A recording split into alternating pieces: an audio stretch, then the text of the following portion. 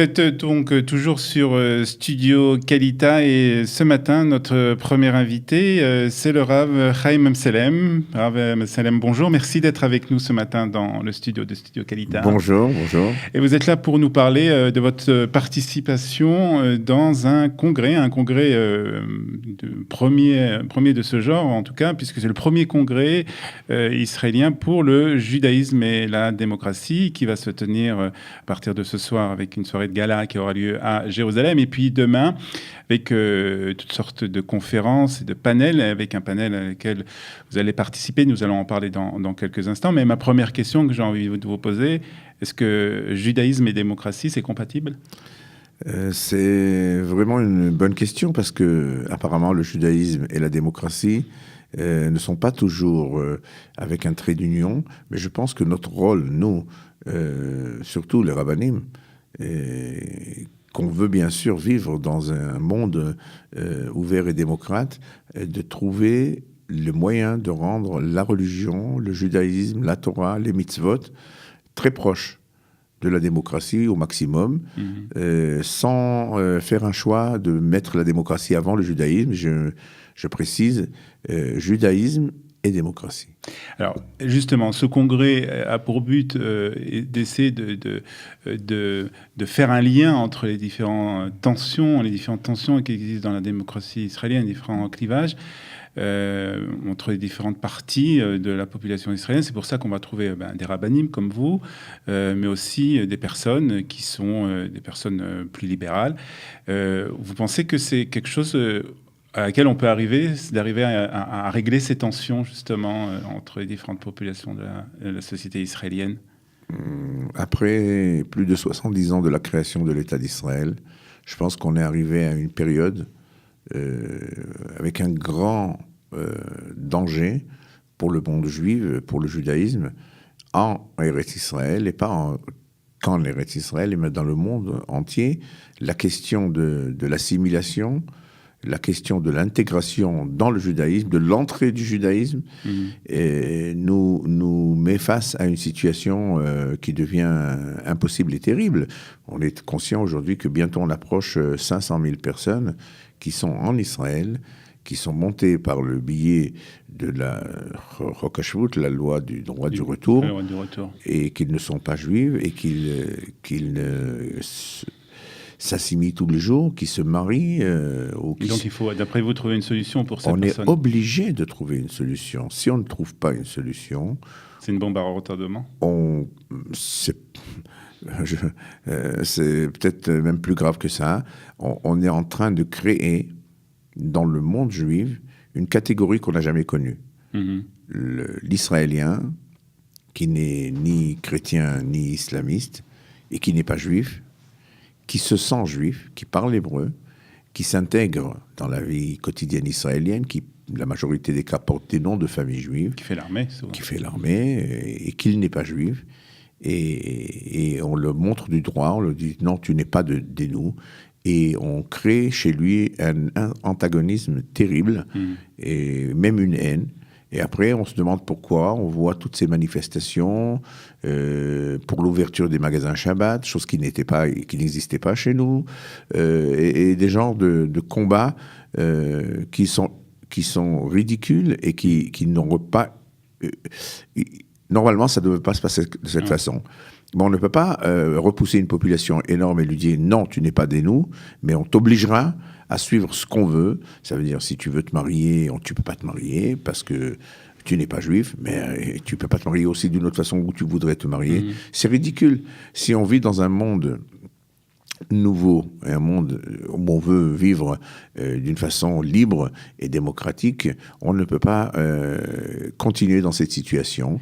Et je pense que c'est le but de ce congrès, d'essayer d'entendre les deux côtés, mais surtout le côté des rabbinim, et pas des rabbinim qui sont libéraux ou d'autres, mais des rabbinim qui représentent quand même l'orthodoxie, un mouvement de l'orthodoxie. Un mouvement de l'orthodoxie, si je peux me permettre de dire, je représente le judaïsme tel qu'on l'a vécu dans nos pays d'origine, un judaïsme de halakha, de Torah, avec une orientation de rabbanim, de Nord-Afrique, d'Algérie, Maroc ou Tunisie ou Égypte ou peu importe, qui avaient une ouverture d'esprit, un savoir de halakha et surtout un savoir de vivre afin de ne pas créer des scissions dans le peuple d'Israël, chose qu'on voit ici en Israël. Alors on va revenir justement sur ce judaïsme dont vous êtes aujourd'hui l'un des représentants, peut-être l'un des principaux représentants, en tout cas dans le monde politique israélien.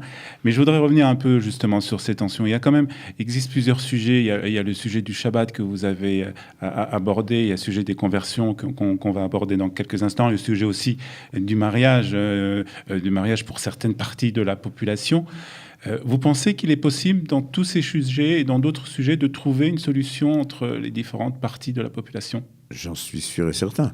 Mais ça dépend quel chemin... Sans faire de concession de part d'autre, bien entendu. Sans faire aucune concession dans ce qui me concerne sur ce que demande la halakha pour arranger la situation de certaines personnes qui ne sont pas du monde juif par rapport à la halakha. On est conscient que leur mère, elle n'est pas juive. Mais ils veulent s'intégrer à nous, ils veulent rentrer dans le cadre du judaïsme et ils accepteront bien sûr certains critères qu'on peut leur demander, qui sont logiques, mais on est conscient sur certaines choses on ne peut pas aller si vraiment on veut solutionner ce problème, en se basant toujours sur des piliers bien grands et profonds de nos sages et de nos rabbinim, de ce qu'ils ont fait auparavant et de la halakha. Alors, vous avez fait votre cheval de bataille, justement, le problème des conversions.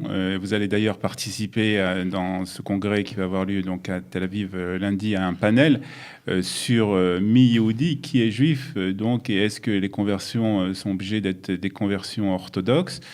Vous devez faire face à des problèmes sans doute très complexes dans la vie de tous les jours, en voyant des cas très, très difficiles. Tout le temps. Je suis concerné. En Israël, on a créé l'organisation qui s'appelle Giyur K'Halakha. On a plus de 50 rabbinim qualifiés qui font des giyurim non reconnus par la rabbanout, mais on a compris que si on ne prend pas ce chemin, on laisse la catastrophe continuer et on ne peut pas. Alors, vous parlez de la rabbanout. Rappelez-nous peut-être la position de la rabbanout, justement. La rabbanout a des critères qui sont les critères, en principe, du monde haredi, qui demandent à la personne qui rentre dans le judaïsme un niveau que la majorité des cas, il ne peut pas être réalisé. Même quand ils acceptent, finalement, après quelques mois, ça revient au même. Pour moi, c'est hypocrite. Par contre, notre équipe a certains critères qui sont des critères halakhiques, qui sont bien sûr, comme vous savez, en très court, la mila, la tevila et l'acceptation du mitzvot. Là, ça veut dire la volonté complète de s'intégrer dans le peuple juif. Mais on met un trait très, très fort et précis sur la personne qui est devant nous, qui est ce qu'on appelle Zera Israël, la semence d'Israël. Ça veut dire que ce n'est pas des gens qui viennent de nulle part, ce n'est pas des non-juifs qui viennent par intérêt, c'est des gens que leur père ou leur grand-père étaient juifs, et qu'ils ont été poursuivis pour ce judaïsme. Ils ont subi à cause de ce judaïsme. Et aujourd'hui, quand ils comprennent qu'ils ont un problème de halakha qu'ils veulent solutionner, on leur dit non, restez dehors. Ouais, ça doit être très difficile quand même pour ces personnes. Cette ambivalence que d'un côté, dans leur pays d'origine, peut-être qu'on parle souvent de personnes qui viennent de Russie, où ils ont été là-bas maltraités en raison de leur religion, de leur origine juive. Et ici, ils ne sont pas reconnus comme juifs. Ici, ils ne sont pas reconnus. Et d'un autre côté, ils disent on sacrifie notre vie dans l'armée israélienne et beaucoup des fois les malheurs les touchent aussi, et d'un autre côté on les rejette et ça cause dans la population israélienne quelque chose de terrible. Mais ce qui est encore plus grave, et ce qu'on dit les décisionnaires de halakha il y a très très longtemps, toute personne qui pense qu'il mérite de rentrer dans le cadre du peuple juif et qu'on ne l'accepte pas, il développe en lui-même une haine grave contre le judaïsme. Ouais. Alors, quelle intelligence fait ce pays ? Quelle intelligence fait ce gouvernement ? Est-ce que vraiment on a besoin de ce chemin ? Les conversions n'ont pas existé à la création de l'État d'Israël, ils existent depuis la nuit des temps.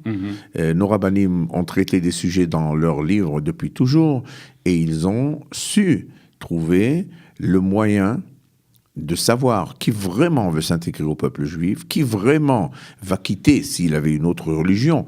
On ne parle pas des gens qui ont d'autres religions, puisqu'ils sont sans religion. Mais ils veulent rentrer.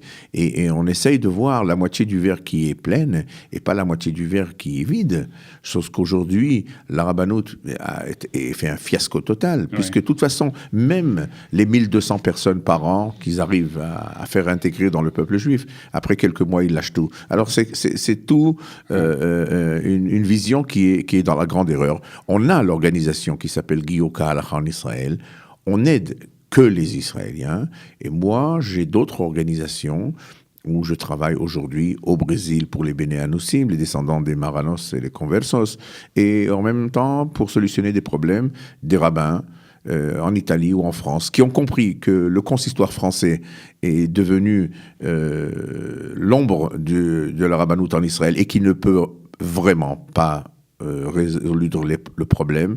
Sachez que dans chaque aliyah aujourd'hui qui viennent de France, il y a un taux assez élevé de personnes qui ne sont pas juifs selon la halakha. Vous en rencontrez? J'en ai célébré il y a un mois un mariage d'une personne comme ça, qui à la dernière minute a compris qu'elle a un problème et qu'on avait l'obligation de solutionner ce problème. Il faut savoir, le rôle des rabbanim, c'est de solutionner des problèmes, pas de créer des problèmes. Ouais.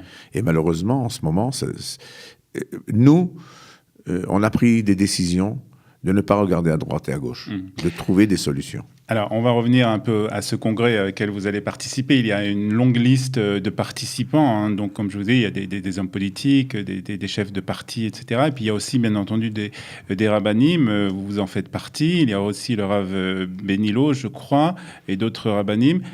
On voit quand même qu'il y a une absence très marquée de rabbanim qui appartiennent à des partis comme Shas ou Agudat Torah. C'est déplorable.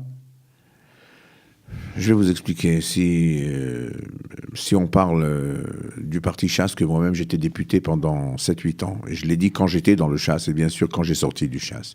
Le Shas est un parti ashkénaze lituanien. C'est tout. C'est vrai que les noms de famille, c'est Deri ou Toledano ou Berdugo, mais c'est du masque, puisque leur philosophie est totalement lituanienne, harédite.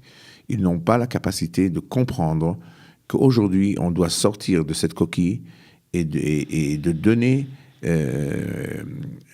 un espoir, de donner une vie et d'arrêter ce qui se passe aujourd'hui, que des couples se font avec des personnes, des filles qui sont non-juifs et des juifs, et personne ne peut les arrêter. Alors, qu'est-ce qu'on fait ? Alors, pour moi, le Shas, bien sûr, ne peut pas donner de solution. Le monde haredi, il s'intéresse au monde haredi. C'est vrai qu'en ce moment, dans ce gouvernement, malheureusement, la force de l'extrémité est très, très forte.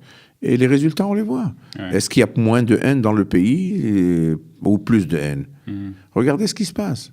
Bientôt, toute personne qui a été catégorisée comme religieux ou avec une kippa ou une barbe est montrée du doigt par le monde laïque. Ouais. Au lieu de trouver un moyen de faire une unité dans le peuple d'Israël, une ahdout dans le peuple d'Israël, un rapprochement. C'est ce qui manque le plus aujourd'hui, vous pensez ? Je pense que c'est le danger le plus grand. Et les prophètes et les hachamim ont parlé de tout le temps que si le peuple d'Israël est uni, c'est pas grave, même si c'est à certains niveaux, et il passe à côté. Mais au moment où il y a cette haine qui est très très grave et qui a grandi, je pense, je voudrais pas être trop ce matin trop extrémiste, mais je dirais qu'on est en danger. Ouais. Oui, c'est un danger. C'est un danger. Alors, vous avez parlé, on va terminer cette interview par ça, vous avez parlé de votre passage au parti Shas, vous avez été député de ce parti, vous avez été aussi à un moment essayé de faire une tentative d'entrer au parti Abayit Yehoudi. Vous avez d'autres projets politiques ou la politique, c'est quelque chose que vous mettez de côté pour le moment ? J'essaye de mettre de côté, mais des fois... C'est plus fort que moi. Des fois, je suis sollicité par des personnes qui me disent « Tu ne peux pas rester et t'occuper de tout ce que tu fais. » Et grâce à Dieu, on fait des choses magnifiques et énormes et on sauve des âmes dans le peuple d'Israël. Mais c'est vrai que le biais de la politique peut faire activer les choses beaucoup plus vite. Je suis dans mon public, je suis dans le public francophone, je sais ce qu'il faut faire, je sais que la politique peut faire beaucoup de choses, mais je ne suis pas sûr que vraiment c'est le chemin que je vais continuer. Ouais. Vous avez été déçu un peu ? Je suis très très déçu du parti Baïtioudi, très déçu. Je pensais que c'est la place ou moi, ou les gens qui sont d'un monde séfarade, mais très accueillant, pourraient trouver leur place là-bas, puisque je suis pour Torah et Avoda, Torah et travail, Torah et science, Torah et ouverture, solution de l'identité juive. Alors, normalement, ça serait peut-être l'adresse, mais un passage de 2 ans dans Beit Yehudi, sous Bennett et son équipe de travail, m'a fait comprendre que le séfarade, qui a la kippa noire, mais qui est sioniste, que ses enfants tous font le service militaire, il ne trouve pas vraiment sa place dans un monde élitiste. Ils ont du mal à le comprendre. Ils ont du mal à le comprendre, mais il comprendra au jour de l'élection, au jour où le séfarade, puisqu'il ne trouve pas d'adresse, alors il va chercher à droite et à gauche. C'est dommage. C'est dommage, parce que la place vraiment naturelle, en fait. Naturelle du français et du séfarade, c'est dans un monde où il y a la Torah, il y a la tradition, mais il y a aussi le travail. Ce parti n'existe pas aujourd'hui. Malheureusement, il n'existe pas. C'est terrible. Il n'existe pas. Et ce qui a été créé le chasse, que moi-même, j'étais un des créateurs de ce parti, qui est parti vers un monde qui va et qui n'arrête pas dans son extrémité. C'est pas nous. C'est une mutation du séfarade. Il y a 35 ans, 40 ans, le séfarade ne ressemblait à rien de ce que représente le chasse. Il y avait peut-être une petite équipe de quelques milliers qui ont été formés à Bnei Brak ou ailleurs, mais tout d'un coup, c'est créé le chasse, mais au lieu d'adapter la philosophie de nos grands rabbinim, du Rav Uziel, du Rav Chaim David Halevi, du Rav Yosef Messas, du Rav Raphaël Berdugo, du rabbin qui avaient une grandeur, une dimension énorme dans la Torah, mais avec une ouverture d'esprit, et comprendre le monde. On est dans des années où le monde change, et notre rôle, c'est de trouver un terrain de travail et d'entente dans la Torah, comme on a commencé à dire, entre cette démocratie qui est très importante pour nous, et entre le judaïsme. On ne veut pas balayer ni le judaïsme, ni la démocratie. Donc on veut vivre dans ça. Et voilà, on a toujours cet objectif, et on continue notre travail. En tout cas, merci d'être venu nous parler de tous ces sujets très importants. Bonne chance pour ce congrès qui aura lieu donc à partir de demain, lundi, à Tel Aviv. Et ce soir, pour une soirée de gala, merci Rav Chaim Amsalem d'être venu ce matin dans notre studio.